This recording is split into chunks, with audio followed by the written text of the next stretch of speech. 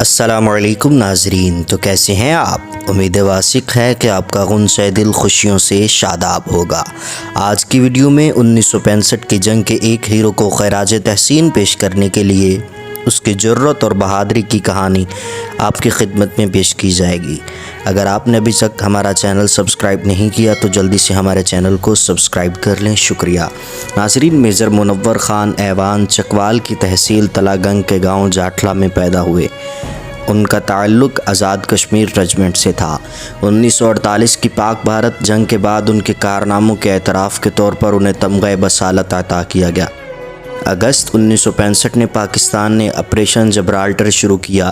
اس operation کا مقصد مقبوضہ کشمیر میں اپنی فورسز داخل کر کے وہاں کی مقامی مسلمان آبادی کی حمایت حاصل کر کے وہاں پر موجود قابض بھارتی فوج کے خلاف گوریلا جنگ کرنا تھی، تاکہ قابض فوج کو وہاں سے نکلنے پر مجبور کیا جا سکے۔ اس مقصد کے حصول کے لیے پاکستان نے 10 فورسز اگست 1965 کے پہلے ہفتے میں مقبوضہ کشمیر کے مختلف علاقوں میں داخل کی، لیکن بدقسمتی سے 10 میں سے 9 فورسز بھارتی فوج کا دباؤ برداشت نہ کر سکی اور اگست کے دوسرے ہی ہفتے بھاری جانی اور مالی نقصان اٹھا کر واپس آزاد کشمیر آ گئی۔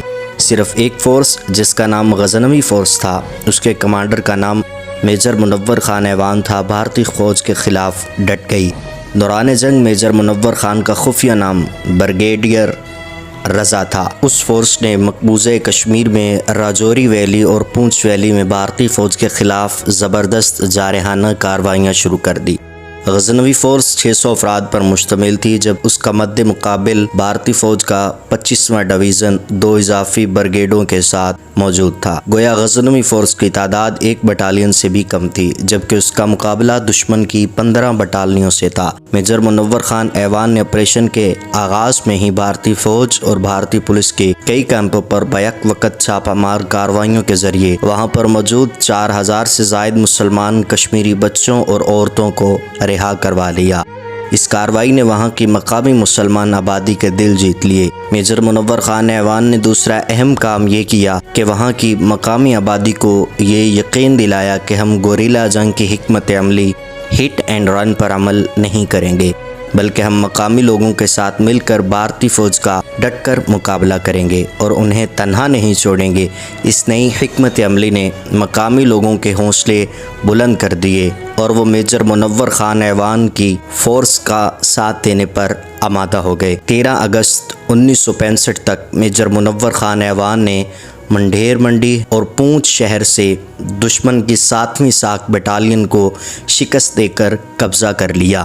بھارتی فوج نے ایک بریگیڈ سے جوابی حملہ کیا جو بری طرح ناکام ہوا اور دشمن سینکڑوں لاشیں، ہتھیار، گولہ بارود چھوڑ کر بھاگ گیا۔ 18 اگست 1965 کو میجر منور خان ایوان نے بدھل چھاونی، جو لائن آف کنٹرول سے 63 کلومیٹر کے فاصلے پر تھی، اچانک حملہ کیا۔ دشمن اس غیر متوقع حملے کی تاب نہ لا سکا۔ تقریباً 2 گھنٹے کی لڑائی کے بعد لاشیں، زخمی اور فوجی ساز و سامان چھوڑ کر بھاگ گیا۔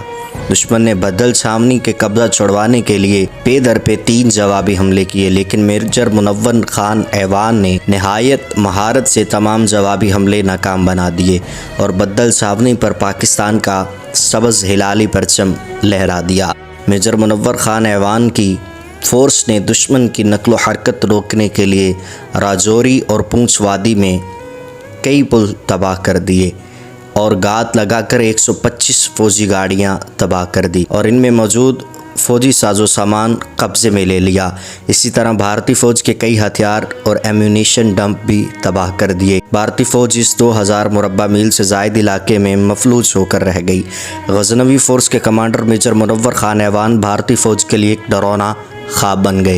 مقامی مسلمان آبادی کے نوجوان جوک در جوک غزنوی فورس میں شامل ہونا شروع ہو گئے، جبکہ ہندو اور سکھ کثیر تعداد میں ان علاقوں سے ہجرت کرنا شروع ہو گئے۔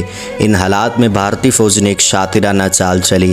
انہوں نے راجوری اور پونچھ وادی کے تمام شہروں اور گاؤں میں یہ اعلان کروا دیا کہ غزنوی فورس کمانڈر میجر منور خان ایوان کا سر کاٹ کر لانے والوں کو 1 لاکھ روپے نقد انعام دیا جائے گا۔ آپ بخوبی اندازہ لگا سکتے ہیں کہ 1965 میں 1 لاکھ روپے کی کتنی قدر ہوگی یقیناً موجودہ دور کے کئی کروڑ کے برابر ہوگی، لیکن مقبوضہ کشمیر کے غیور مسلمانوں نے بھارتی فوج کی اس پیشکش کو ٹھکرا دیا اور میجر منور خان ایوان کا بھرپور ساتھ دیا۔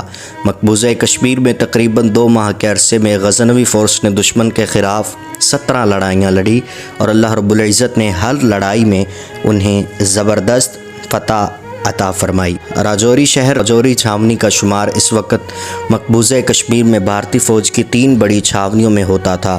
راجوری چھاونی میں بھارت کے 25ویں ڈویژن کا ہیڈ کوارٹر اور 2 اضافی بریگیڈ موجود تھے۔ 15 اور 16 ستمبر 1965 کی درمیانی رات میں میجر منور نے اس چھاونی پر بھرپور حملہ کر دیا۔ غزنوی فورس کے گوریلوں نے تقریباً 5 گھنٹے کی شدید لڑائی کے بعد اس چھاونی پر قبضہ کر لیا۔ دشمن 200 سے زائد لاشیں اور کثیر فوجی ساز و سامان چھوڑ کر فرار ہو گیا۔ راجوری شہر کے لوگ سفید جھنڈا لے کر چھتوں پر چڑھ گئے۔ راجوری شہر اور راجوری چھاونی پر قبضے کے بعد آخری حملہ تحصیل ریاسی پر کیا گیا۔ اس حملے اور قبضے کے بعد میجر منور خان ایوان کی غزنوی فورس 2000 مربع میل کے وسیع علاقے پر مکمل قابض ہو چکی تھی۔ اس علاقے کے تمام شہروں، گاؤں اور تمام سرکاری عمارات پر پاکستان کا سبز ہلالی پرچم لہرا رہا تھا۔ میجر منور خان ایوان نے اس علاقے میں اپنی حکومت قائم کر لی، اپنے ڈی سی، ایس پی، جج اور دیگر انتظامی عملہ مقرر کر دیا اور جی ایچ کیو کو یہ پیغام بھیجا کہ اس علاقے کے لوگوں میں تقسیم کرنے کے لیے پاکستانی کرنسی کا انتظام کیا جائے۔ اس علاقے میں دوران جنگ 4 مرتبہ پاکستانی ایئر فورس کے کارگو طیارے نے پیراشوٹس کے ذریعے ہتھیار، ایمیونیشن اور دیگر فوجی ساز و سامان ڈراپ کیا۔ جنگ کے خاتمے تک مقامی آبادی کے نوجوانوں کی شمولیت سے غزنوی فورس کی تعداد 3000 سے تجاوز کر چکی تھی۔ مقبوضہ کشمیر پر آپریشن جبرالٹر اور آپریشن گرینڈ اسلام کے پاکستانی حملے کو جواز بناتے ہوئے 6 ستمبر کو بھارت نے لاہور کی سرحد پر حملہ کر دیا۔ ہمارے آفیسر اور جوان بے جگری سے لڑے، سینکڑوں قربانیاں دی اور کئی دن تک دشمن کو BRB نہر پر روکے رکھا۔ اسی دوران بھارتی فوج شکرگڑھ اور ظفروال کے علاقوں پر قبضہ کرتے ہوئے ٹینکوں کی کثیر تعداد کے ساتھ چوڑندہ تک آ پہنچی۔ پاکستانی فوج نے عظیم قربانیاں دے کر یہ حملہ ناکام بنا دیا، لیکن بدقسمتی سے BRB نہر، ظفروال، شکرگڑھ اور آزاد کشمیر میں درہ حاجی پیر پر بھارتی فوج کا قبضہ بدستور قائم رہا۔ 22 اور 23 ستمبر 1965 کی درمیانی شب اقوام متحدہ کی سلامتی کونسل نے دونوں ملکوں کی رضامندی سے جنگ بندی کا اعلان کر دیا۔ سلامتی کونسل میں موجود پاکستان کے وزیر خارجہ ذوالفقار علی بھٹو نے مطالبہ کیا کہ بھارت لاہور اور ضلع سیالکوٹ کے سرحدی علاقوں پر قابض اپنی فوج کو واپس بلا لے کیونکہ یہ بین الاقوامی سرحد ہے، لیکن بھارت نہ مانا۔ اس نے مطالبہ کیا کہ جب تک پاکستان مقبوضہ کشمیر کے علاقے پاکستانی فورس سے خالی نہیں کرواتا، اس وقت بھارت پاکستان کے سرحدی علاقے خالی نہیں کرے گا۔ صدر ایوب خان نے بھٹو کو بھارتی مطالبہ مان لینے کی ہدایت کر دی۔